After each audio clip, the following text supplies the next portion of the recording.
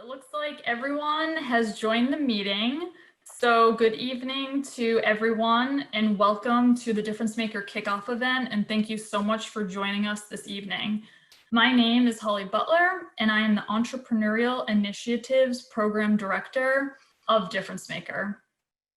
So tonight, it's very exciting. We're all here to kick off a new semester of interactive DifferenceMaker events. Some of which include 2 of our exciting college-based competitions. And we have some guest speakers that will talk about those later this evening.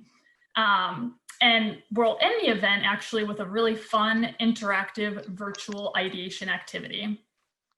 So I'm very happy to see our registration list actually had about 90 students that registered for tonight's event, a lot of which are here with us this evening, which is really wonderful to see. So as many of you know, DifferenceMaker helps students pursue their ideas and also solve problems that they're passionate about. So additionally, DifferenceMaker really acts as a fun, interactive program that helps all students feel connected to each other as well as to the campus.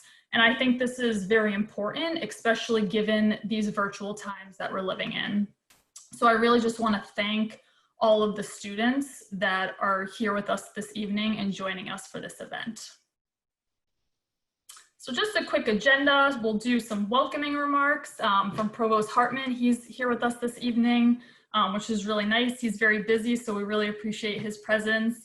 And again, we'll have 2 speakers talk a bit more about the college-based competitions, and then we'll end with the ideation activity.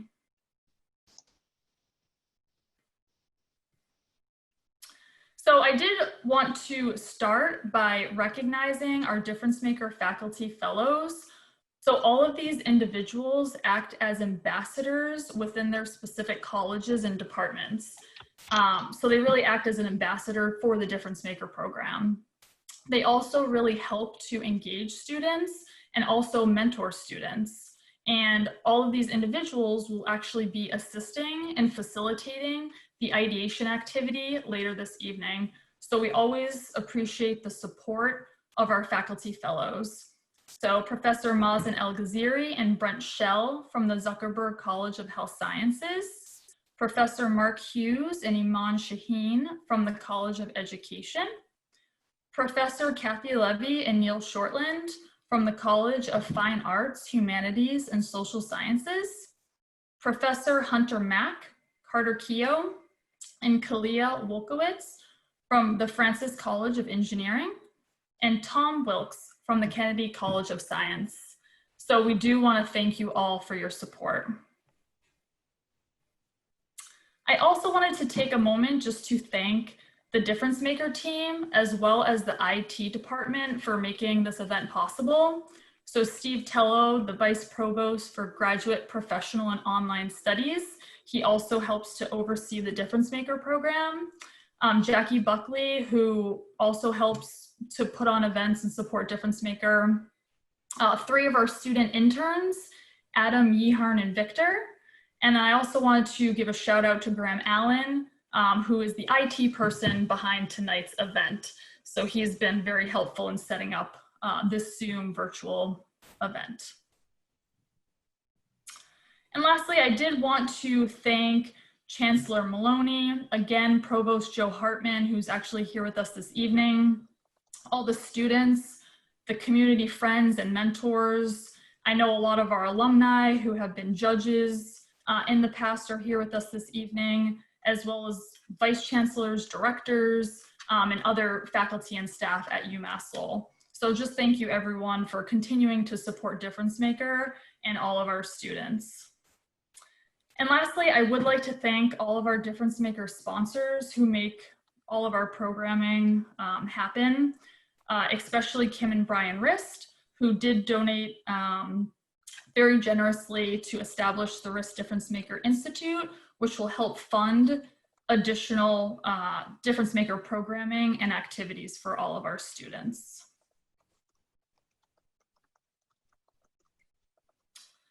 So now it is my great pleasure to introduce a strong advocate of DifferenceMaker and its students. We're very lucky to have Provost Joe Hartman with us. And again, it was just very nice for him to be here this evening. And the ongoing success of DifferenceMaker is due in large part to his continued support. And we really appreciate that. So please join me in welcoming Provost Hartman to say some words. Thank you, Holly. Much appreciated. I really appreciate the invite. This is one of my favorite programs on campus. And so I'm just excited to be with you all here tonight to help kick it off for this semester. I was just scrolling through the participant list. As Holly did, I'd like to say thank you to all of our faculty that participate in this program. There's some of you I haven't even met yet. I know you're brand new to campus, so fantastic to see you getting involved with this program. And to all our veterans coming back, it's fantastic. I also saw that Dean Richtemeyer is in the participant list there. Thank you for joining us tonight. And to all the students, I applaud you for looking into this program, because it really is just a great way to help round out and enhance your education here at UMass Lowell. I mean, it's all in the name. Do you want to make a difference? As you maybe heard me say before to students, college is a journey. It's about finding your path, and it's about really writing your story. And a difference maker can be one way to help you write that story. Take those academic learnings from the classroom and the lab and apply them to something that excites you, that gets you fired up. What do you think about in the morning? What problem do you want to solve? And you surely don't have to look far today to find a problem that you might want to solve, whether it has to do with this pandemic, whether it has to do that we're tied up in our homes or in our dorm rooms, or the social injustice in the world, or whatever it may be that gets at you. This is a great way to take advantage of some expertise from our staff, from other students, from our faculty, to see how can I turn that energy of wanting to solve something into a solution, and take the time, the process to work through it over this semester, over the year, over your entire time here at UMass Lowell. We try to give you the resources in terms of the know-how that you'll need to do that, and even some financial resources to help you chase some of those things. You know, and to maybe give you a little bit of motivation. We've been doing this program now for, I don't know, 6 or 7 years, it seems. And first of all, it gets better every year, but I look back and there's so many students and teams that have made such a huge impact. And I thought I'd share a couple with you. You know, the first year's campus-wide Difference Maker team winner was, his name is Non-Spec. They won a $5,000 prize from Difference Maker. And their idea was, how could we make a prosthetic? Their first thought was an arm, and I know they've also worked with legs. How could they make one for children that would actually grow with the child, so you wouldn't have to continually get a new prosthetic over and over again? And the applications being from anywhere, but they were also motivated by it would be inexpensive, therefore could be used in third world countries. They've gone on to raise over $1 million through national competitions and investments. They've formed a company, a nonprofit company, and they are down in our iHub at 110 Canal working on products and selling products. Pretty darn amazing. Another one from a couple years ago, Invisaware. They make safety jewelry, such that something that looks good and can send off an alert through a cell phone network. In 2016, they won the Innovative Technology Solution Award. And just this past year, so that, they got a few $1,000s from Difference Maker, a lot of know-how, a lot of connections, and they just passed $1 million in sales of their new technology. They've got office space in Lowell. They've been featured on WCVB for saving someone's life with their technology. I mean, talk about making a difference. How incredible is that? It's just so exciting. And then this past year, it took me a while to remember this one because I know they changed their name, but the winner from 2019 Idea Challenge, Ambulatory Innovations, they just recently won a pitch competition that had teams from Harvard, MIT, BU, and Northeastern in it. So, you know, not only are our students and our teams and our graduates here doing amazing things, but they're taking on the best competition in the world and winning. And it's just a credit to what they're doing. You know, in their team, they have a bunch of folks working mostly with physical therapists. Their product is an ambulatory mat that helps physical therapists treat their patients by simulating various outdoor terrains. So really neat stuff. Not only have they been winning those competitions, they're now one of VentureWell's E-Team grant program winners. So they're getting additional funding, more connections, more education, more mentors. So it's really, I share those examples with you because every one of those is making a tremendous difference, right? And it doesn't necessarily mean that you have to go off and start a company and do all these sorts of things. It's more of, are you excited by some sort of problem or something that interests you out there and you want to chase that dream a little bit? We can help you with that. So whether you have an idea for a service, a product, even a campus club. We had a club a couple years ago that worked on greening our campus. Anything it is that you have, DifferenceMaker can help you achieve that goal. We have a lot of folks here that are on this meeting tonight and on campus. I'm sure they'd love to meet you someday, but ask up, chase these things. We'll help put teams together, get you with the right folks, and get you doing something a little different outside the classroom and have a great time connecting with other folks on campus, as Holly said. So good luck to all of you. I look forward to the results. We'll see you at the end of the semester and the end of the year and see what you've come up with. All right, thank you so much for your kind and inspiring words, Provost Hartman. Your time and support is always very much appreciated. Now it's my pleasure to introduce Adam BASMA and YEAHARNE HOUT. So these are two DifferenceMaker interns that have actually been a part of DifferenceMaker now for 3 years. So they're going to share a bit more about the DifferenceMaker program. So please join me in welcoming Adam and YEAHARNE.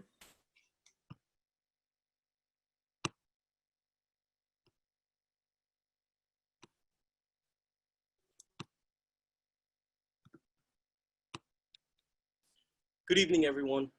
I just want to take a second as well to thank all of you students for being here in attendance tonight.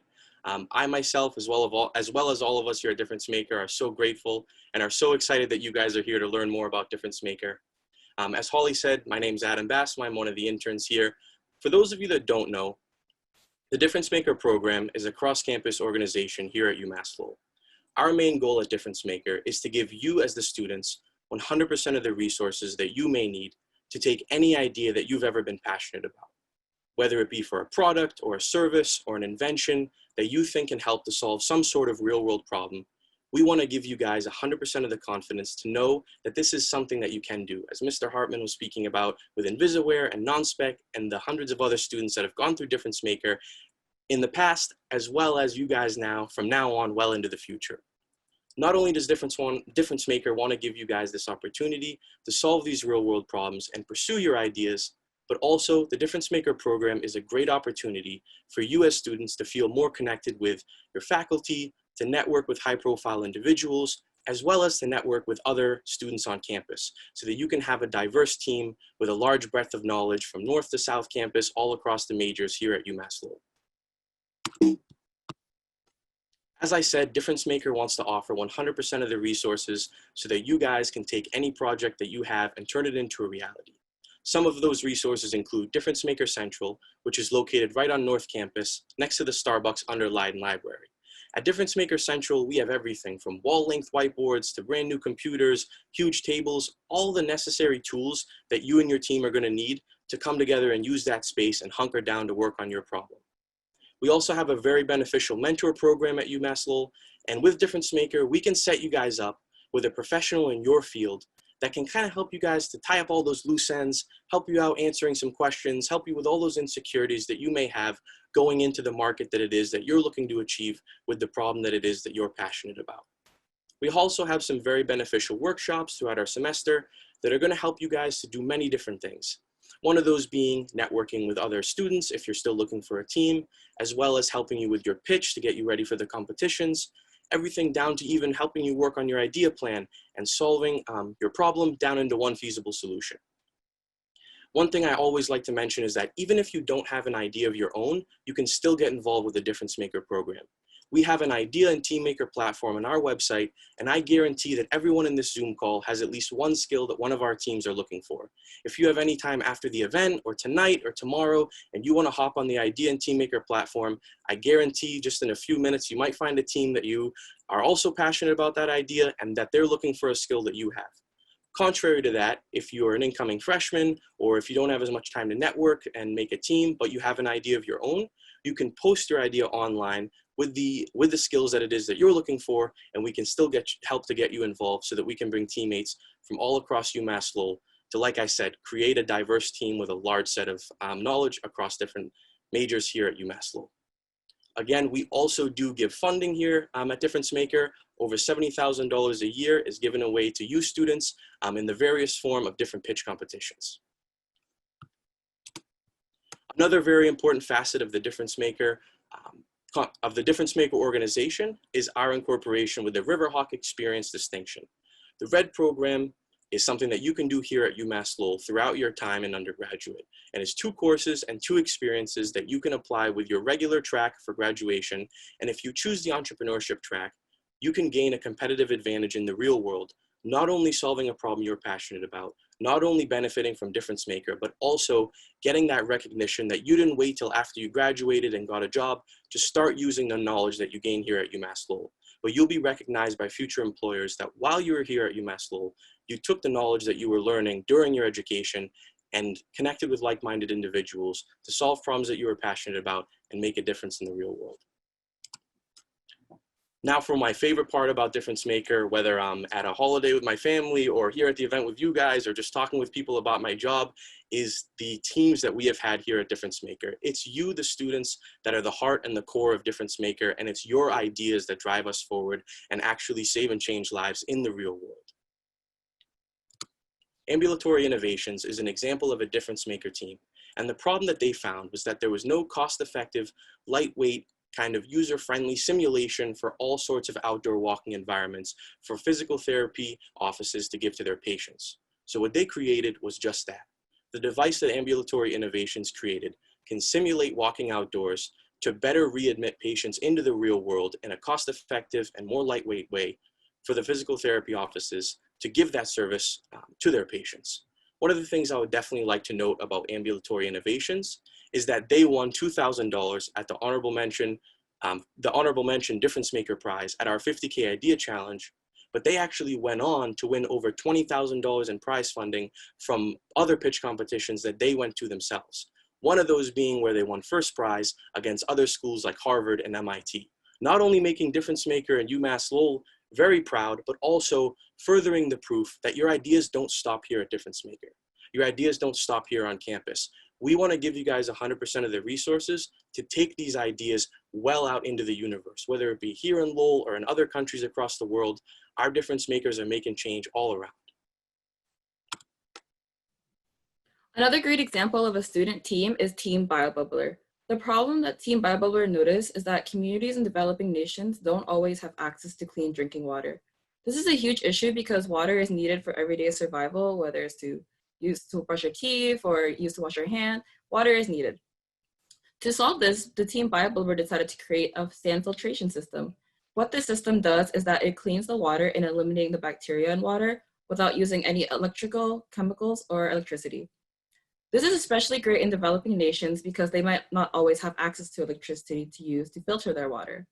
Through the funding that they want from DifferenceMaker, they have created a prototype and have actually been able to travel to Haiti to test out their product. BENJI Ball noticed that there was an issue. There are limited game options for students and children that have disabilities, such as baseball and football. With these games, they are group games, so you need to have skills to play these games. And if you are struggling to play those games, you're unable to play and are not included. To solve this, they decided to create a new game called BENJI Ball. BENJI Ball is a take on baseball where the ball is multi-sided and the bat is much wider. Having a wider bat and a multi-sided ball makes the game much easier to play and takes way less skill compared to traditional baseball. Because of this, students and children that have disabilities or people who are just not good at baseball like myself are able to play this game and feel included in group activities now. Since winning DifferenceMaker, this team is actually in the process of forming a patent and are in the process of finding a manufacturer to manufacture and distribute their products to be sold to families. Fresh Beets noticed that Lowell is an amazing city with amazing culture and diversity. Lowell is known for amazing things such as music, food, and education, but there is no place in Lowell that combines all of these three things. To solve this, Savannah decided to create Fresh Beets. What Fresh Beets is, it's a food truck in Lowell that unites food, music, and education. So the truck itself sells local food, whether she makes it herself or local companies from Lowell go there to sell their foods, and the back of the truck opens. On the back of the truck, live local bands actually go there to play their music. So when people are ordering their fresh food, they're hearing amazing music from local bands right on the truck. The truck also has another purpose, which is to be an education factor. Savannah herself provides people with free music lessons right on the truck when the music is not being played live. She gives music lessons to students in the community, to her workers, and anyone who is just listening to playing music for free.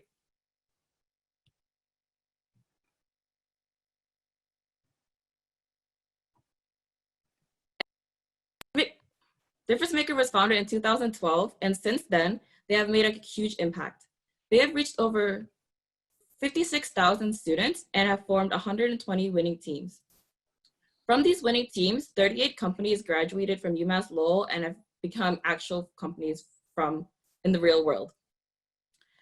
From our college competitions, over $470,000 have been awarded to students, and these teams have raised an additional $5 million outside of campus, whether it's through organizations such as Eat for All or competitions such as the Beantown Throwdown outside of school. With this money, these student teams were able to make prototypes for their products and even file team patents, 10 of them which are filed currently to this day.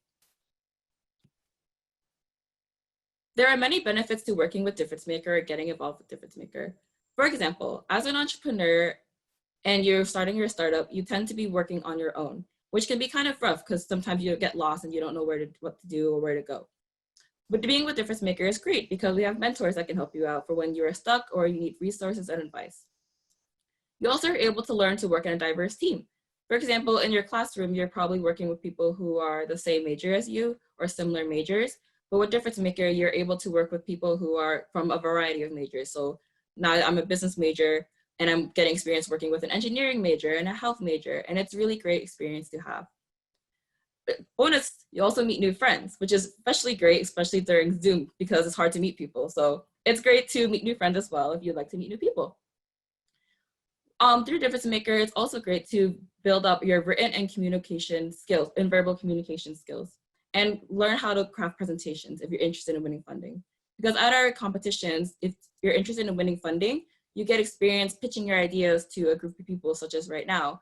And say in the future when you graduate from UMass Lowell and you're looking for more funding from other sources, you have that experience of presenting in front of a large crowd, which is very great to have.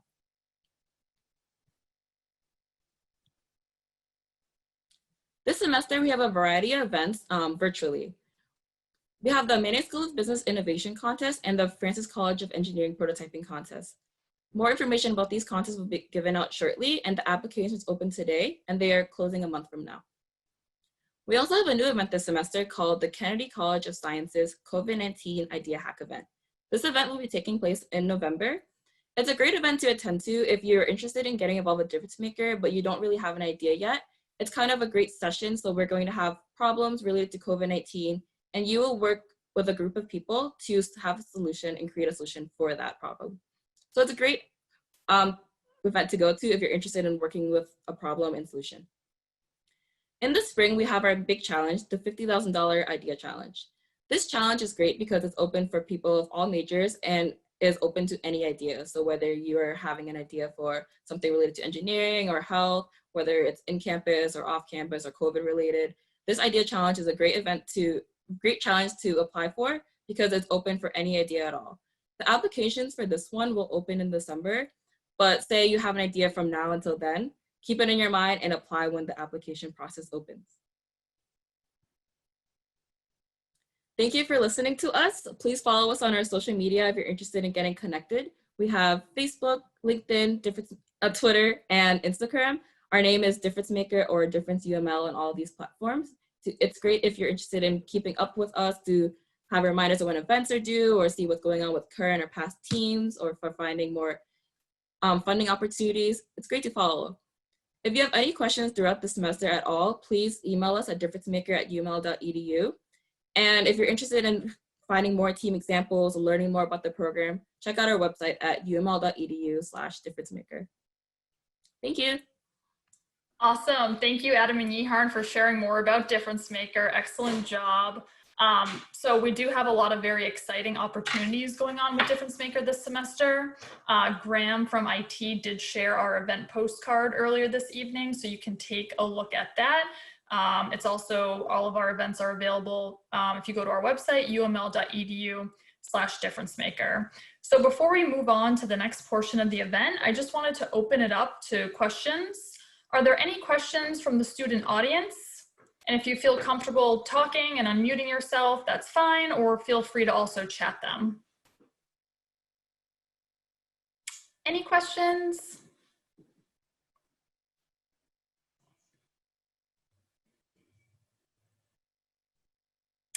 I have a question. Yes.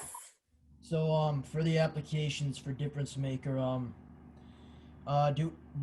when we fill out our application, do we have to have our team formed by them for the application? So it would be great if you did, but it's not required. So we do understand that teams will form throughout the process and that teams may also change throughout the process.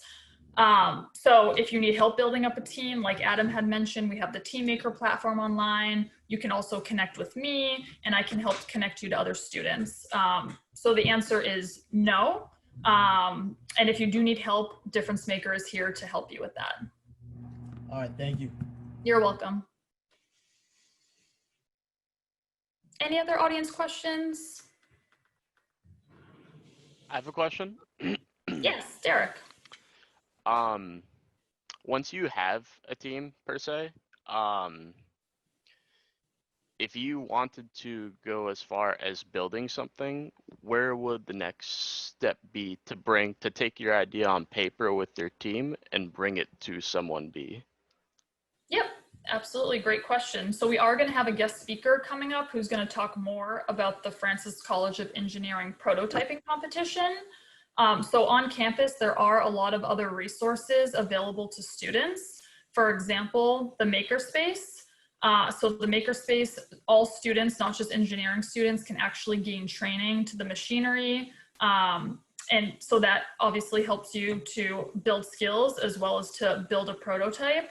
We also have, so DifferenceMaker is part of an entrepreneurial ecosystem at UMass Lowell. So in addition to the Makerspace, there are other labs that we can connect you with. The faculty fellows have access to resources. The Innovation Hub is a really another great resource. So that's a space located in downtown Lowell, and they have a lot of other resources and prototyping equipment and office space that a lot of our students utilize. And part of that building, there's a fashion maker space, there's a robotics center. So there are a lot of other really great resources to connect students with. So given the times that we're living in and everything's virtual, those things currently are limited.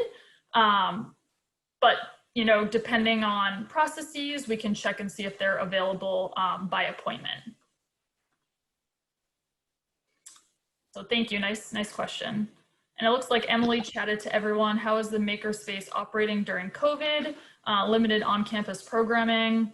So that is something that I know, you know, resources on campus are opening slowly, or certain things can be used by appointment. So if you are interested in that, you can certainly connect with me and I can help connect you to the manager there. And it looks like, you're welcome, Emily. And it looks like Frank just chatted in. Many students are overseas. Can they participate remotely?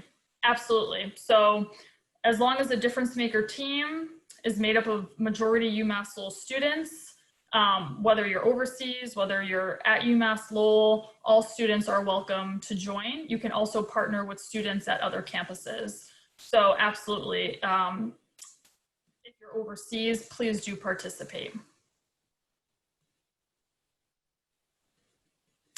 Any other questions?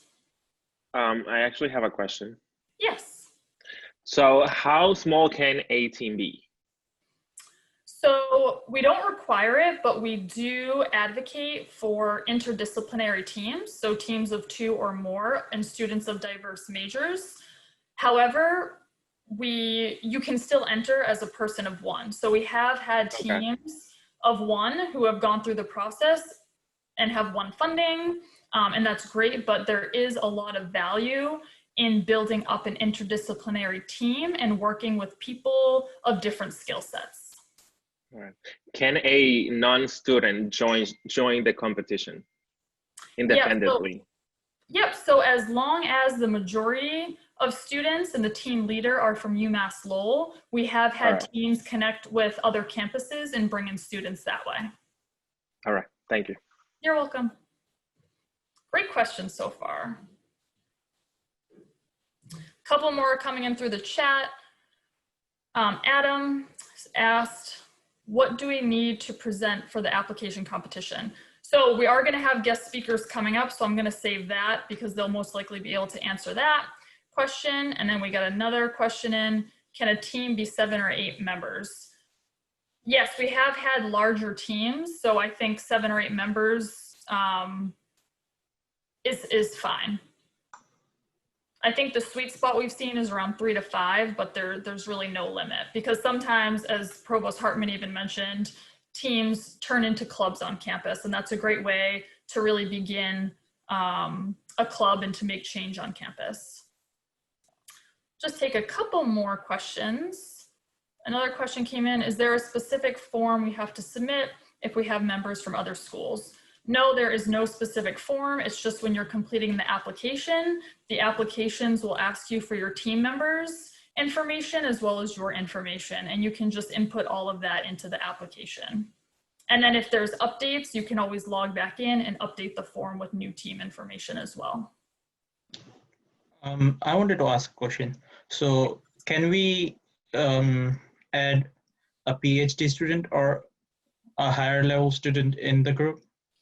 Yes, so DifferenceMaker is open to freshman students all the way to PhD students, all majors and all disciplines. And we have had PhD students and master students actually go through the program. So yes, it is open to all students. Good question. All right, anything else before we move on to the guest speakers for the college competitions? All right, there will be more time for Q&A after the next guest speakers talk about the college competitions, and we'll also save some more room at the end.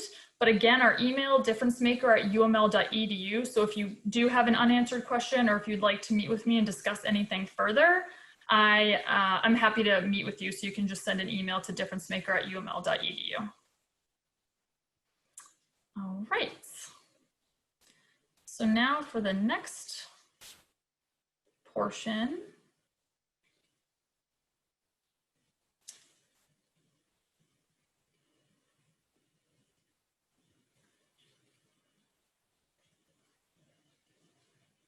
Oh.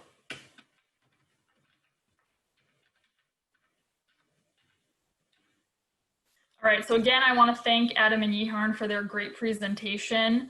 And now I'm going to announce the college-based competition. So we have 2 really exciting college-based competitions, one hosted by the Francis College of Engineering and one hosted by DCU Bank, as well as the Manning School of Business at UMass Lowell. And we're going to talk a bit more about those. So I'd like to introduce Tomás de Mora. So he's actually the Innovations Director of the Innovation Center at Digital Federal Credit Union, and he's also a sponsor of the DCU Manning School of Business Innovation Contest. And he's going to take some time to talk more about this competition and answer questions that you might have. So please join me in welcoming Tomás. Thank you, Holly. Hi, everyone. It's great to be here again. It's great to partner with UMass Lowell and the contest here to provide you an opportunity to create ideas, present your ideas, and also be recognized for those ideas. So it's been a few years now. We partnered with UMass Lowell and the Manning School of Business to offer this competition or contest that opens up today. So today is the beginning of this contest. as you can see the different dates on your screen, you can register until October 21st. And you have the following dates or following just steps or phases through for this competition. So the goal with this innovation contest is for you to come up with ideas on the financial sector, right? So DCU as a credit union, as a financial institution, we like to sponsor these different ideas. And if you can come up with something that's different, right? That's the goal. And I know that we have a lot of engineering students here. So it's not because in engineering that you can't do this. This is open to everyone. So you can simply come up with something on the finance side, because the finance, right, or the banking industry, it applies to everyone. So I'm sure that everyone here, at least you have Venmo, probably, right? Or you have something that you move money, right? You transfer money, you pay something, everyone does. So it's actually an easy way to just think about what's a problem that's happening that bothers you, that, oh, how can I come up with something better? That's really what it is. It could be all the way from maybe, again, payments, right? How do you transfer money easily? How do you pay for something? Or how do you save money for a purpose? Is that student loans? Is that retirement? Or maybe talking about engineering here, think about an ATM. Is an ATM efficient? Or maybe do we get a drone to deliver money to someone, right? All those crazy ideas, they're all welcome. So what you have to do for this specific competition is, one, you go to the website, which is the bottom of the screen, the college competitions website. You register with your team. This can change, so your team can change up to October 21st. And all you have to do at this point, until October 21st, is to come up with a summary of your idea. You don't have to have your idea fully baked, right? You can have maybe what is an idea of what's your MVP, right? Your minimum viable product. What are you trying to accomplish here? And that's what you have to submit. And then after that, you basically have another month, or actually not a month, but about 20 days until November 11th to come up with your actual presentation, right? Your executive summary that you're going to submit. We're going to evaluate and select some finalists. We're going to work with you. So actually, I'm going to be meeting with the teams that will be selected as finalists to talk about your idea, give you some different feedback, try to provoke some different ideas there so you can be ready for the final competition and the presentation day. So this is really open to all students, all majors, and it's really fun because if you're thinking about the engineering side as well, think about this as an addition to your engineering prototyping, right? What is the financial aspect that you can use and you can build? So maybe, are you thinking about going, building something that's going to go to the market, but what is the financial aspect that can be included here? So there's a lot that can be done on the financial side. It's mostly on the banking somewhat industry, but again, anytime you move money, you're talking about the financial industry. So it's very easy to come up with different ideas, and I'm sure that every one of us, right, we have different ideas or we want to try to solve different problems. And that's what we do, right? You go from the beginning, you start thinking about what's your prototype. And prototype is also prototyping on paper, prototyping on your idea. And then you move to the next phase and you do your research. Does that solve that problem or it does not solve the problem? Is there different potentially technology that can be used? Is there anything else that it can add? Is there someone from a different discipline that can bring additional knowledge or resources that you or we don't have? So that's what Holly mentioned about getting a group of people from different areas. It's awesome because the collaboration is huge and it can just improve everyone's knowledge and the deliverable project. So if you have any questions, please let me know. Again, it's great to be here. It's great to partner with the Manning School of Business for this contest, and look forward to speaking with everyone. Thank you. Thank you, Tomas. That was great. Lots of good information. So I'm just going to stop there. Do any students or anyone in the audience have any questions related to the DCU Manning School of Business Innovation Contest that either myself or Tomas can answer? Any questions? All right. And it looks like Dean Richtemeyer is in the audience. So Dean Richtemeyer, is there anything that you wanted to add about this competition?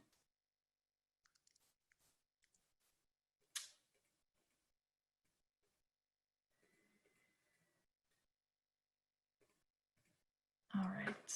All right, so I guess we will move forward. So thank you very much, Tomas, for supporting DifferenceMaker and UMass Lowell. This collaboration really means a lot to us. And next, I would like to introduce Dr. Hunter Mack. So Hunter is a professor in the Francis College of Engineering. He's also one of our faculty fellows. So he's been with us now for many years, probably 6 or 7 years, really helping to mentor students and get them involved in the program. So please join me in welcoming Dr. Mack, who will talk more about the Francis College of Engineering prototyping competition. Thanks, Holly. So as Holly mentioned, I'm an associate professor in the Department of Mechanical Engineering. And as one of the faculty fellows, one of our duties is helping with this college competition, the prototyping competition. There's 2 other faculty fellows in the College of Engineering, Dr. Carter Keogh and Dr. Kalila Wokowitz, both of which are here with me to be able to help you form these ideas for the prototyping competition. Typically, the prototyping competition has to deal with making a physical object and showing viability.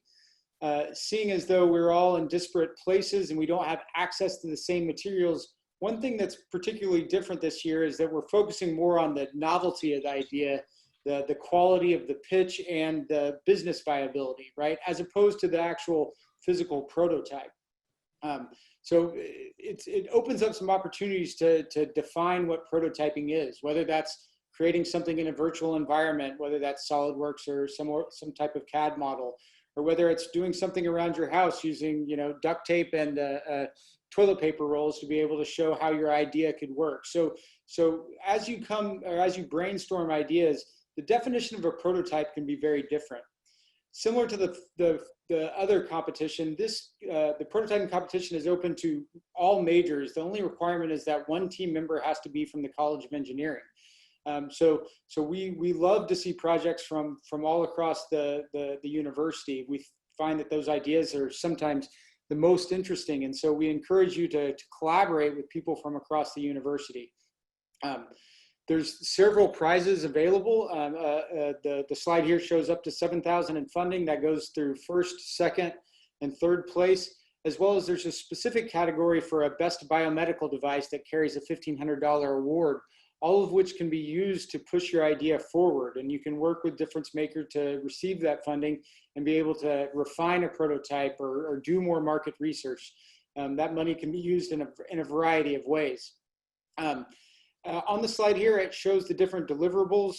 We've got registration, and on the 16th of November, what is necessary is an executive summary, a video discussing pitching your prototype, and a PowerPoint that comes in a specific template, which we call the Rocket Pitch template. And those are all due on the 16th. On the 3rd, we'll announce the finalists, and then on December 3rd, we will have a live virtual pitch for the finalist teams so that the finalist judging can happen.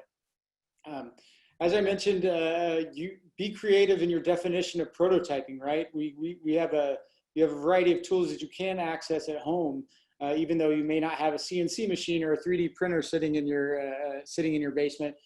Maybe we'll be able to access those on campus, but that shouldn't limit your ability to come up with ideas. Thanks, Holly. Awesome. Thank you, Hunter. And I did want to also introduce Diane Reichlin. So she is in this event with us today, and she is really the person and the coordinator behind this competition. So I want to definitely introduce Diane. She's fabulous to work with, and anyone who's interested in this competition, she'll help you get involved and also to help answer any questions that any of you have. So Diane, is there anything that you wanted to add about this competition? Yeah, I mean, it's a great competition. Last year was my first competition because I had only joined UML a year and a half ago. And I have to say it was so fun. I think the students really had a great time creating their projects and getting excited about what they were building. There were about 27 teams from 25, 27 teams from the College of Engineering, over 100 students. We offer, you know, as Hunter points out here, we offer a $100 reimbursement. So we help kickstart it, get you started. If you need any funds, you know, contact me.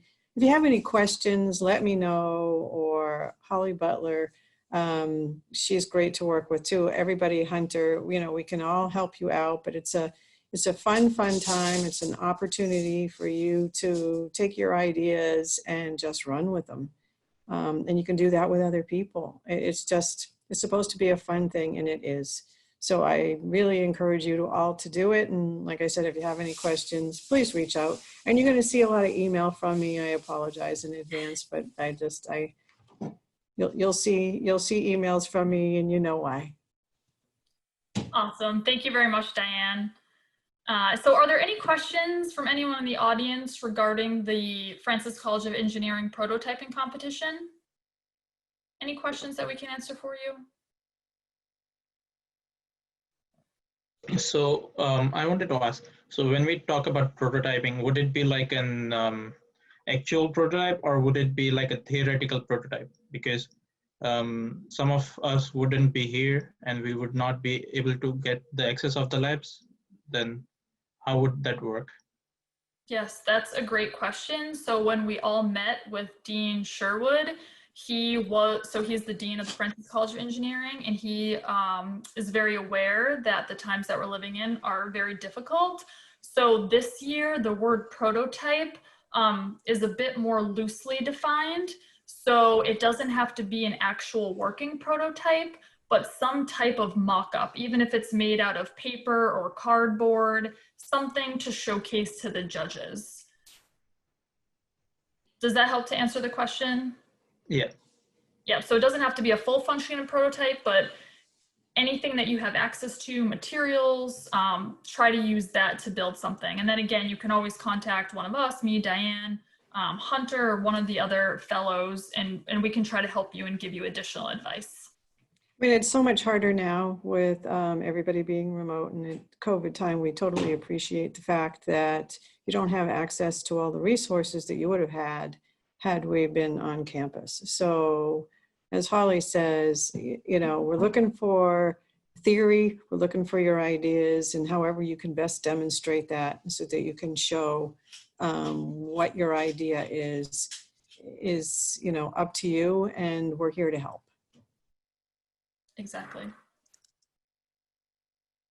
Are there any dimensional constraints for the prototype, for the size constraints? No, there's never been any size constraints. We've had people build very big prototypes, very small prototypes. So there is no, you know, constraints there. And Holly, there's a couple questions in the chat from Ronaldson. Yes, simulations would work. That's a great way to show that your idea has validity in the physical world. And of course, you know, creating prototypes can be a 1 year or 2 year long process. The purpose of this competition is to get to that idea and to show viability quickly. So it may not, you know, it's totally normal for people who compete in this to have, you know, an initial prototype and then continue to refine it through the DifferenceMaker Idea Challenge and in subsequent years, right? That's totally normal of the ideation process to continually refine things. Thank you. Other questions, even if people have questions too about the DCU Manning School of Business competition. So any questions right now before we move on to the next part? Is there a limit to how many you can send in for different ideas? You broke up a little bit. Would you mind repeating that question, please? Is there a limit to how many you can do? Like if you had 2 or 3 ideas, like? So I would say per competition, one idea. If you're the team leader, we have had students in the past be part of maybe 2 different teams. But I think in order to focus and do a good job and get the most out of it, being the leader of one idea is probably the best way to proceed forward. But I know Tomas had mentioned you may actually think of an idea that could work for both the DCU Manning School Innovation Contest as well as the engineering contest. So you could then apply the same idea to those 2 different competitions.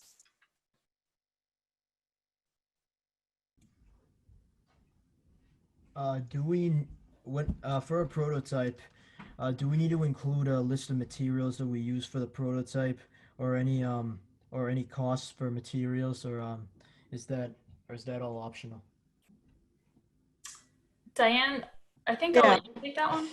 Yeah, sure. So you don't have, if you're looking for reimbursement, $100 stipend. So we offer $100 stipend to every team. So if you need funds to help build your prototype, we're happy to help. We offer $100, and yes, you have to send in the receipts and the reason for the purchase. And then it's never been an issue in the past. We typically just look at it and then approve it and then reimburse you for the costs. Okay, so should we list the materials that we used for our prototype? Only if you're looking for a refund, and like if you're looking for assistance, if you're looking for help from the college, then we want to see how did you spend the money, and we also need to see the receipts for the money or for the cost, and then at that point we'll reimburse you. But otherwise, over and above what you spend on the $100, it's up to you. We don't need to see how you spent your money. All right, thank you. Good question. I know Hunter's been answering some questions through the chat, so thank you for that. Anything else? Any other questions? All right. So it looks like we're okay for now. So thank you, Diane, Hunter, and Tomas for all of that information regarding the college-based competitions. Each year, they're really a lot of fun, and the student attendees get a lot out of them. So hopefully a lot of you students who are here tonight will get involved in at least one of those college competitions. The other thing I wanted to share for all of the students in the crowd is that another really cool benefit to getting involved and competing in the college competitions is that if you win one of the college-based competitions, you'll actually move forward to the preliminary pitch-off, which is part of the $50,000 idea challenge. So you sort of bypass the application process and move right forward to the semifinals. So that's just a really kind of nice reward and benefit to getting involved in the college competitions. So I think we're doing pretty good on time too. So the next half of the event is really going to be focused on an interactive ideation activity. So this virtual activity is focused on students, but if anyone else who is participating tonight, if you want to stay, please do, because you'll be in the breakout rooms and you can help the students or just observe if you're interested. So I'm just going to give the next steps on that. So the objective of this ideation activity is really to apply your problem-solving skills to an idea development process. So this is going to be a 2-part activity. So the first part is really going to be thinking deeply about problems. So I'm going to give you detailed instructions, but just right now, sort of begin thinking about maybe a problem that bothers you. It could be something small, something big, something global, something in the city of Lowell. Just start kind of thinking some problems that spark your interest. Now, after I'm done giving the instructions, Graham from IT is actually going to break you into groups with 1 or 2 facilitators. And these facilitators are really going to help all of the students talk through the activity and facilitate the activity. And we will send these out via the chat, the instruction sheets afterwards, so that everyone has access to them.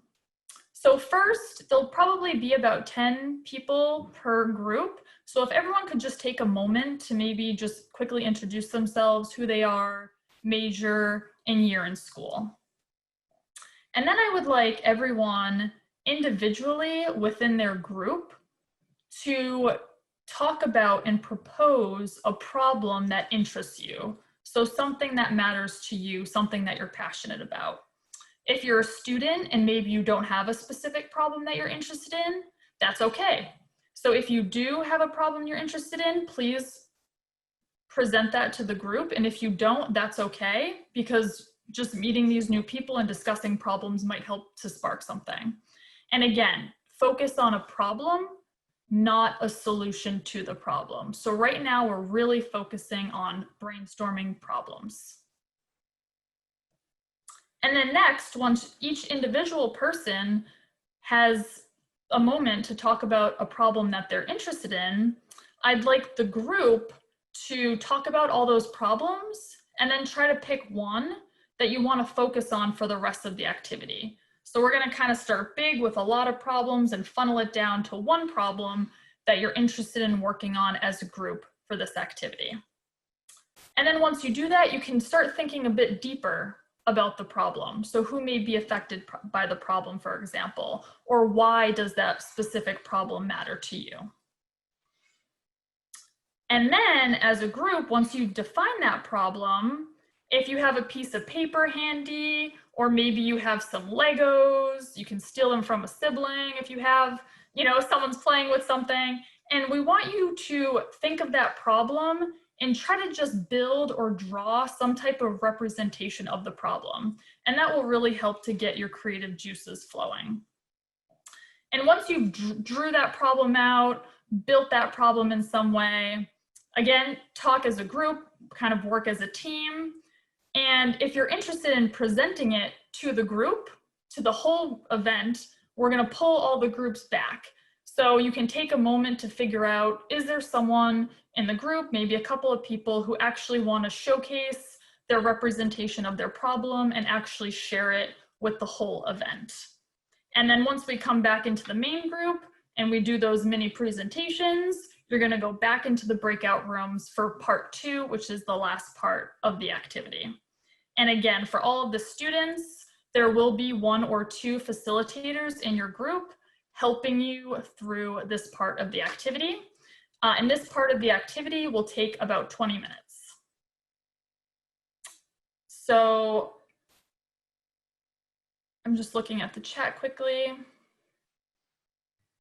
Okay, so are there any questions right now about the activity? Okay, so Graham, if you could break everyone into the groups for the next 20 minutes, and we'll start the first part of the problem-solving activity. Excellent, thank you, Graham, and welcome back, everyone. I hope that you had a fun time meeting new people, talking about a lot of different problems. So this part of the activity is really just to share across the groups all the different problems that were thought about.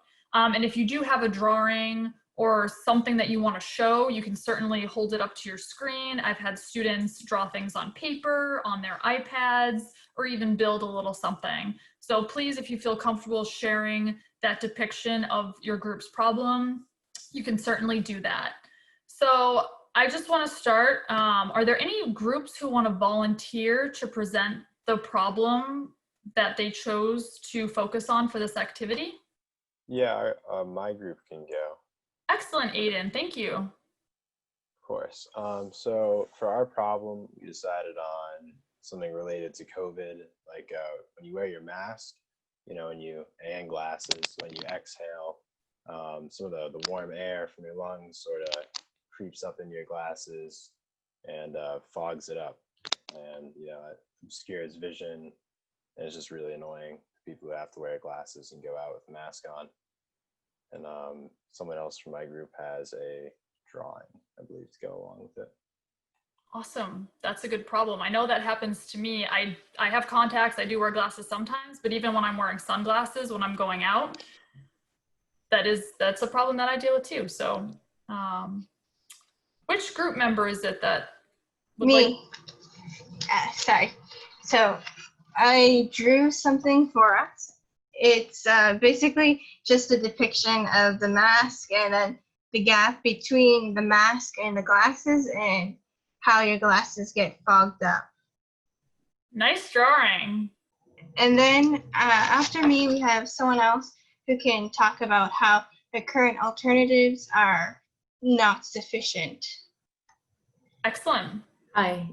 Yeah, so we were talking about like what we have now as today, because I know there are some alternative masks that like you can exhale, but it's not as safe, like the air doesn't get filtered out, so it's not as safe to the other people. And then the other alternative was like they were really expensive, so not everyone can afford. So it's just like there isn't like a great alternative that's cheap for everyone who is wearing glasses, which is really like it's a big number. So that was our issue. Nothing was like as handy in a way. Good. So it's still a problem out there. There's still a need for maybe something less expensive, something that helps people with glasses, sunglasses. Nice job. All right. Was there anyone else from that team who wanted to talk about that? Are you team glasses wearers? Is that your name, your team name? Yay! All right, well, nice job, team glasses wearers. Excellent problem, great presentation of the problem, as well as a drawing. So you did a really nice job on part 1. So nice job setting the tone for the rest of this activity. Other groups, any other volunteers who would like to present their problem and their discussion, as well as their depiction of the problem? Yeah, I could take it from here for my group. Awesome, Emily, thank you.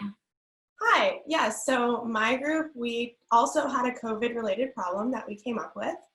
And it was specifically in terms of hand sanitizer or disposable gloves. The issues coming out of these with hand sanitizers is you can have raw and chapped hands, which can lead to infections. And then disposable gloves, the big idea in the terms of problem is you can have tearing pretty easily on those. They're really not great for the environment in terms of you have to throw them away after usage. And it does cause a lot of waste. You need a lot of them, especially if you can't get your hands on a whole lot. So we kind of came up with an idea that would benefit more like one specific population, looking at people with like latex allergies or sensitive skin problems, because that's more of a niche market that can be easily broken into and then kind of applied more wider to everybody else.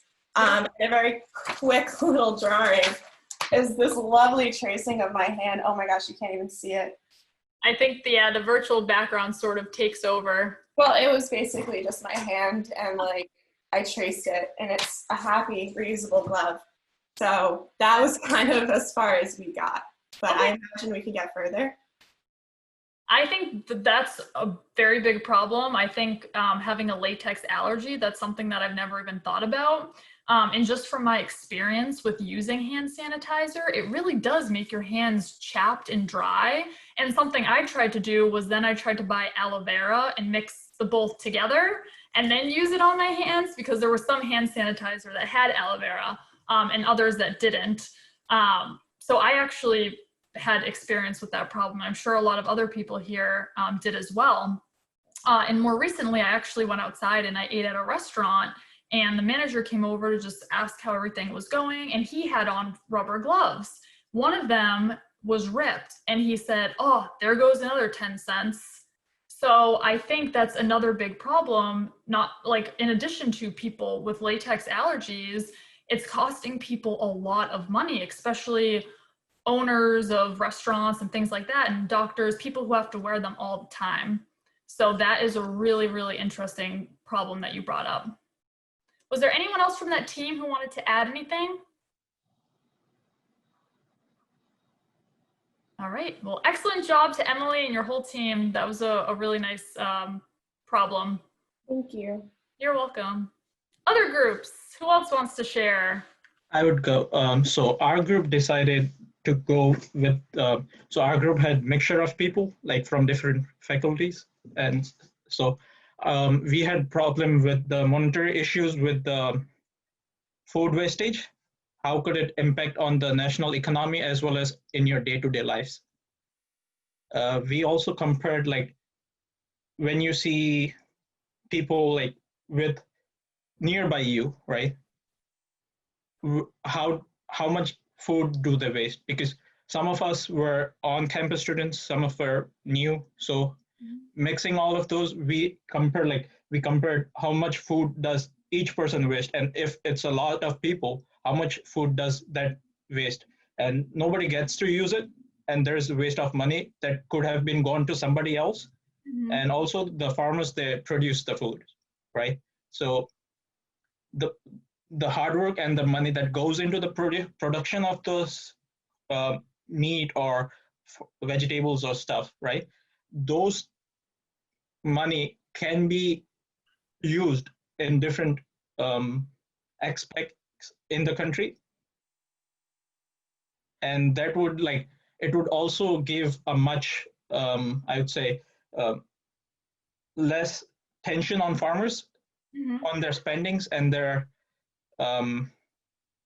money-wise issues, because some countries, they're mainly based on primary sectors.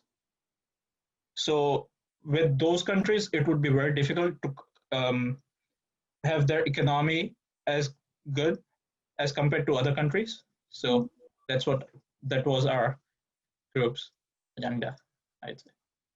Good. Yeah, so food waste, I think that's another huge problem. We've actually had some past difference maker teams focus on sort of pieces of that. We had a team actually look at UMass Lowell, and they developed a virtual food bank donation system. So students who lived on campus and weren't necessarily using all of their student meals, so those meals were going to waste, they could actually donate them to students who needed those meals. So really nice problem. Does anyone else from that group want to share, or do you want to showcase a depiction of that problem? If anyone drew anything or built anything?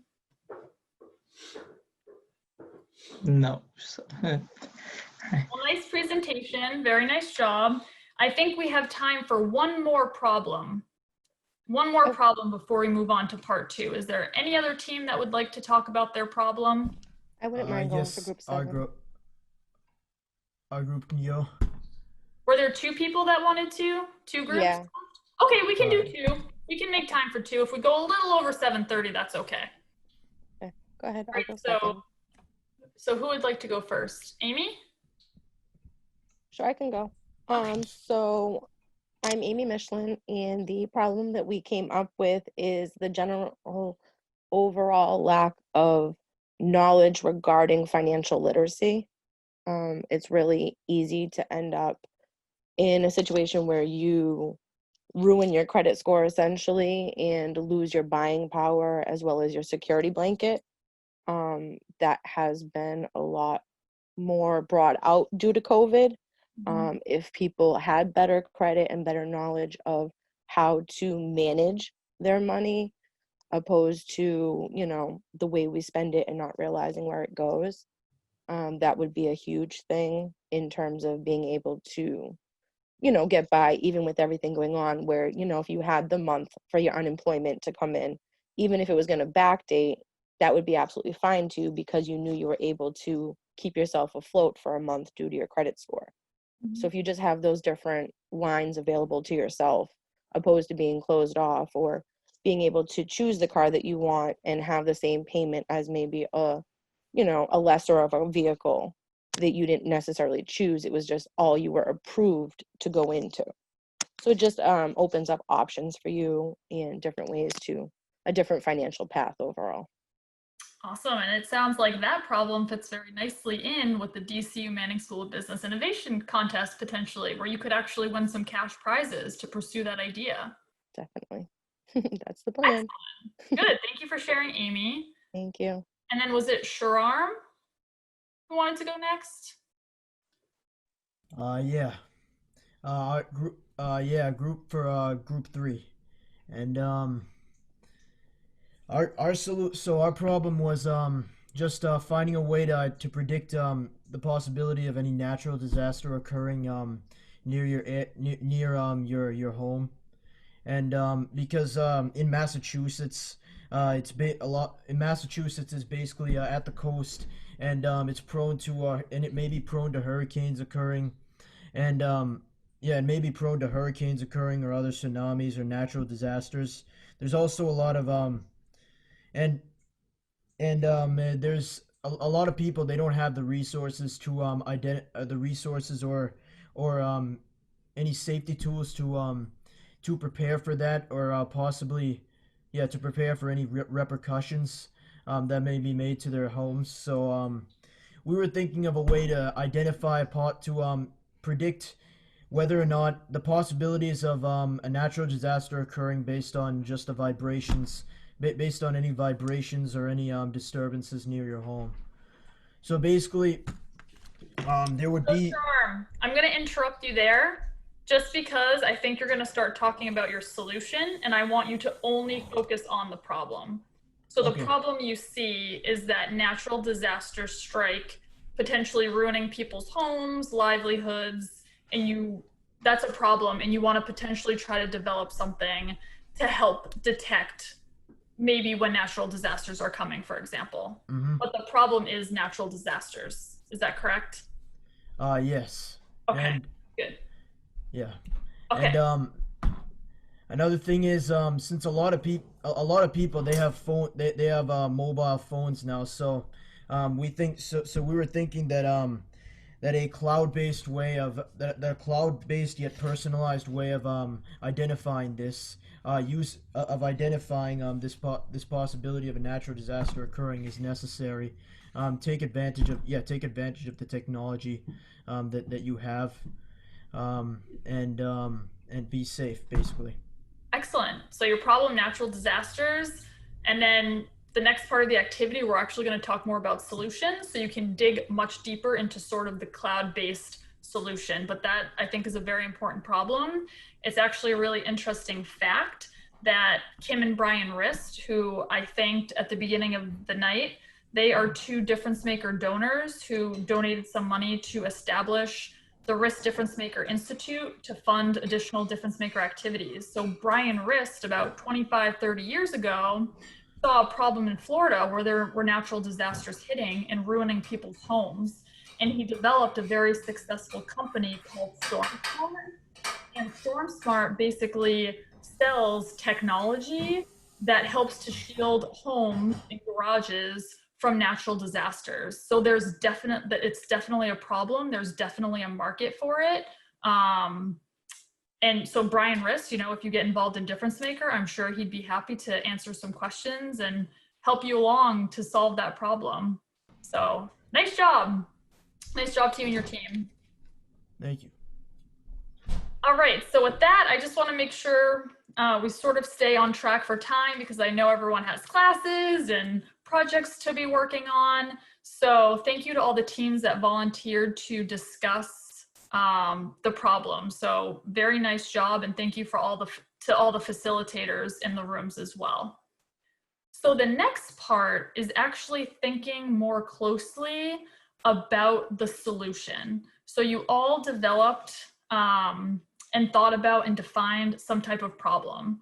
So the next part is when IT will break you into your groups, is I would like each person individually to propose a potential solution to the one problem that your group had thought of to work on for the activity. So each person go around, talk about a potential solution.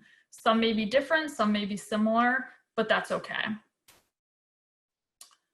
So then, just like with the problems, after you discuss all of the different solutions, as a group, try to pick one solution and then focus on that for the rest of the activity. But it's really nice to get ideas from everyone as far as the solution. So you'll have a bunch of solutions, you'll try to funnel it down to one solution that you want to focus on for the rest of this activity.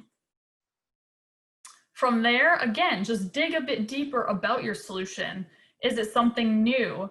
Is it some type of small improvement on a product or service that already exists? Is it innovative in some way? Is it different or better or more valuable? So just try to think a bit more deeply about your solution. And then as a group, again, if you have paper nearby or something that you can build a representation of your solution showcase, please take a few minutes to do that. And then again, we'll come back to the main room. I'll ask for volunteers first. If we do have time, we'll get to as many as we can. And we would love to hear the solution that, kind of the best solution that your group came up with and developed to solve your group's problem. All right, so again, it'll be about another 20 minutes for this activity, and then we'll come back and take a few moments to do the presentations. So Graham, if you could break everyone back into their groups.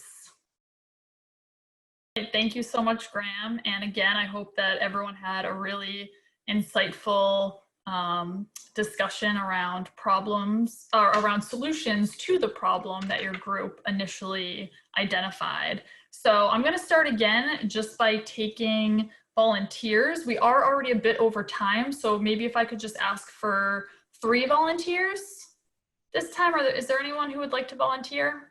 Sure. Okay. Yep. All right, so Ariel, we'll start with you. If you could just briefly, in like 10 seconds, state your problem so that people know your problem, and then present your solution. So our problem was glasses fogging up because of the mask. So our solution was, I made a mock version. So in real life, the paper would actually be a piece of metal covered by flexible foam. And this clothespin would actually be closer to the thickness of a paper clip. And you would slide this over your mask, mold it to your face, and it would keep moisture from poofing up. Excellent. So it looks like you and your team are already ready to apply for the engineering prototyping competition. Oh yeah.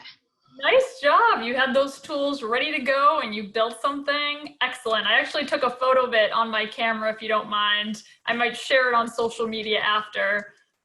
That's really nice. So great job to you and your team, Ariel. Thank you. You're welcome. Another team. Anyone else like to present? Our group would, Okay, Francisco can go next. And if there are more teams and you want to stay later, I am okay with that. I just want to be respectful of everyone's time. So Francisco, we'll go with you next. well, our problem was the increase of risk of injury after your body has been fatigued after an activity.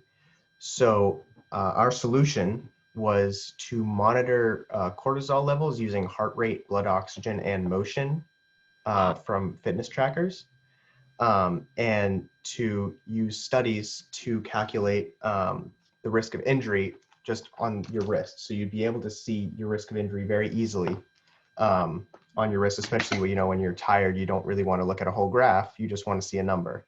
And it would be able to warn you when you're getting too fatigued and you need to take a break, or just it could also be applied to teams, because in hockey, the turnover rate for players on the ice is very quick. So the coaches could use that data to know which players to take off the ice. Wow, that's really nice. I think it was last year or the year before, we actually had an idea to help sports players, and they were more focused on football, and to create some type of helmet that helps with concussions. So another sort of health-based application or product for people who play sports. So this, I think, is a really cool addition to that marketplace. Really nice solution. Thank you. Yes, good job. Nice job to you and your team. So it looks like Amy wanted to go next. Hey guys. Yeah, so our problem was financial literacy and the lack of knowledge regarding it. So the direction I was thinking of going would be if you had some kind of service available to students that you could maybe have an assessment, engage kind of where they're at with their financial literacy and what they really know and what they're lacking and what they need to do maybe in regards with their actual credit. I don't know if you're going to go that in depth and go case by case and help them in that regard, or if it's going to be more of a general type thing. But yeah, just being able to kind of gauge where they're at, because most people, I mean, there's people that know everything to the T, and then there's some people that don't even know where to access their credit score, or that a 3-digit score really dictates that much of their life. So something Nice. along Nice. those lines. Yeah, nice problem again. Really interesting solution idea. I do think that you, and if you can build up a team or even individually, definitely apply that idea to the DCU Manning competition. And I think that they'd be able to give you additional advice and mentorship and sort of help you think through that a bit more in depth, as well as potentially give you some funding to further pursue that. Thank you. Yes, you're welcome. All right, who would like to go next? So, all right, so we'll do Fiona and then Amos. So we had talked about food waste, which is a huge problem in a lot of areas. And one of the ideas we had was to build an app that helps you track your finances and your healthy eating, to give you suggestions on like maybe recipes and stuff like that based on what you bought at the grocery store, based on your weight, based on your activity, so that you can watch both your healthy eating and your budget, and to reduce food waste. That's a really neat solution. And as far as I know, I haven't seen really any application that sort of does both of those things. So you might have something there. I also think that that idea you could potentially apply to both the DCU Manning School of Business competition because of the finance component, as well as the engineering competition. If you can somehow develop, you know, a mock-up or something like that to showcase to the judges, I think you could apply to either one of those competitions. Nice job. All right, and next up was Amos. So our problem was related to the pandemic. Multiple use of disposable gloves that will break, or they will irritate your skin. And there's also the use of disinfectant. You know, when you use it for over time, it can, you know, break your skin, and some people react with it. So our solution was dual layer like a dual layer 2-in-1 product that marries biodegradable material and non-alcoholic disinfectant. So when you use this product, you can reuse it, and you can use it a couple of times and actually hand wash it, so that you can reuse it over time. And that cuts costs and also reduces the risk of cross-contamination. Yep. And I think another really interesting benefit to that solution is helping the environment. So because of all of the gloves and the masks, there's a lot of waste and pollution, and, you know, animals eating plastic when they shouldn't be because of this overabundance of the gloves and the masks. So I think that is a really interesting idea. If you could develop something that's reusable, it could help and solve a lot of different problems. All right, nice job to you and your team. Thank you. You're welcome.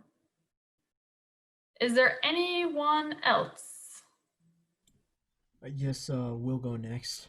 Okay, perfect. So our solution to our our solution to our hurricane tracking issue and natural disaster tracking issue was that since we have a lot of weather networks that at our disposal to find out all sorts of hurricane data across the world.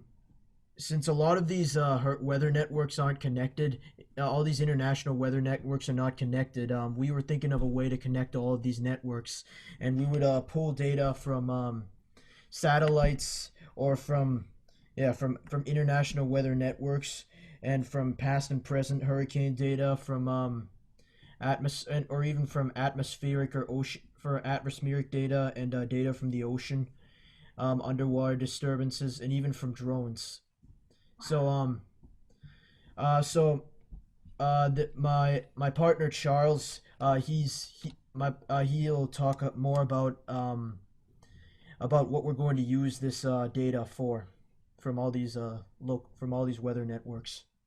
Great.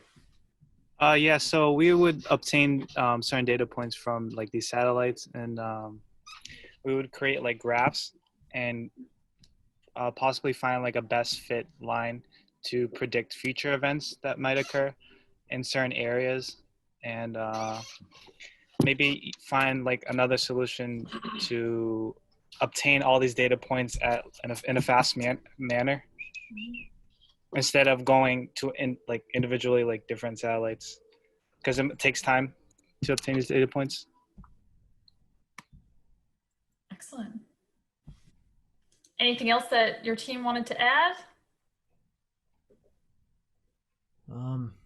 Basically this will be cloud-based, again, taking advantage of the technology that we have at our disposal, and yeah, just finding an easy way to connect all of these sources. Good. And like I mentioned before, I think one of our alumni who sponsors DifferenceMaker would be really interested in learning more about that idea. So thank you very much for sharing.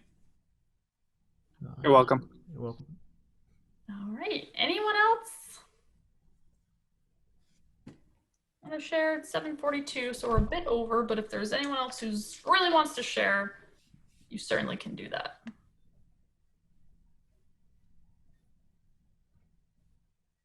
Gabrielle? Does Gabrielle want to share? Yeah.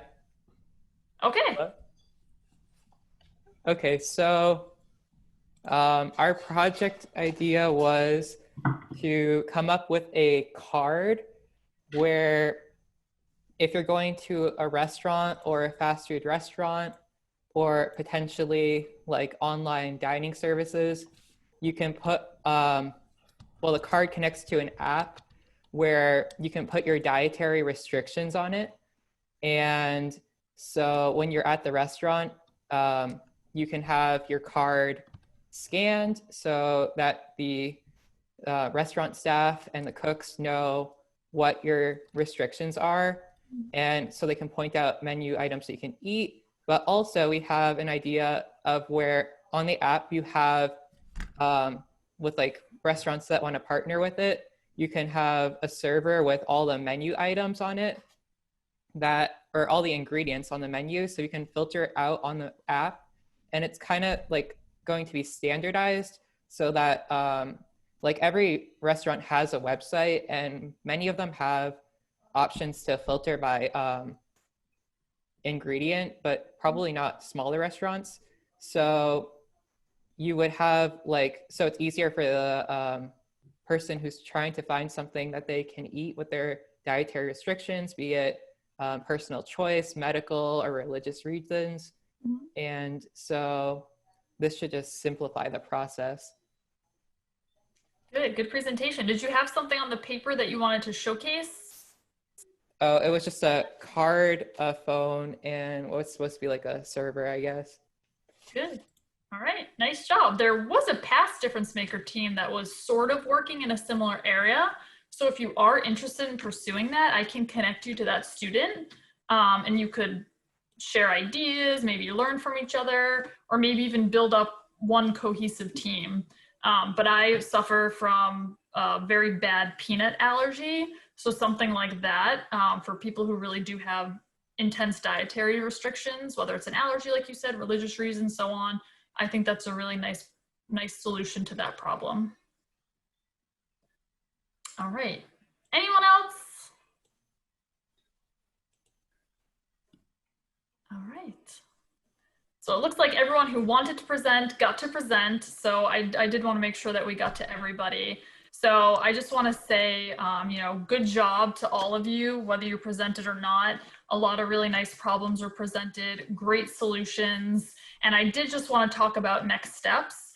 So all of these ideas could potentially be applied to either the DCU Manning School of Business Innovation Contest or the Francis College of Engineering Prototyping competition. So if you're interested in pursuing the idea you discussed today or something else, please do learn more about those competitions online, uml.edu/college competitions, or you can reach out to me, Diane, who oversees the engineering competition, or any of the faculty that you are working with today, and we can help get you involved and answer any questions that you have. But again, I think everyone did a really nice job, and I hope to see a lot of you apply to those competitions. Another thing that you can do, I know a few teams were talking specifically about problems and solutions regarding COVID-19. So we have the Kennedy College of Sciences COVID-19 Idea Hack on November 10th. So if you are interested in attending that event, maybe brainstorming additional ideas, meeting new people, we're actually going to have some faculty researchers talking more in depth about COVID-19.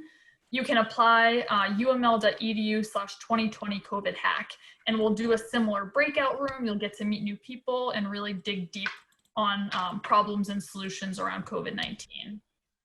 And then of course, we have the $50,000 idea challenge in the spring. So whether or not you get involved this semester, you can come back in the spring or even next fall. We're always going to be here to help support our students in making the world a better place. And then you can always go online, look at our events there. And again, I'm always available to answer your questions or to talk to. And here is more of our information. We're all over social media. We have our website as well as our email address. DifferenceMaker Central is a physical location we have on campus. It's currently closed, but hopefully we can get that open sooner than later. Are there any questions before we end the event?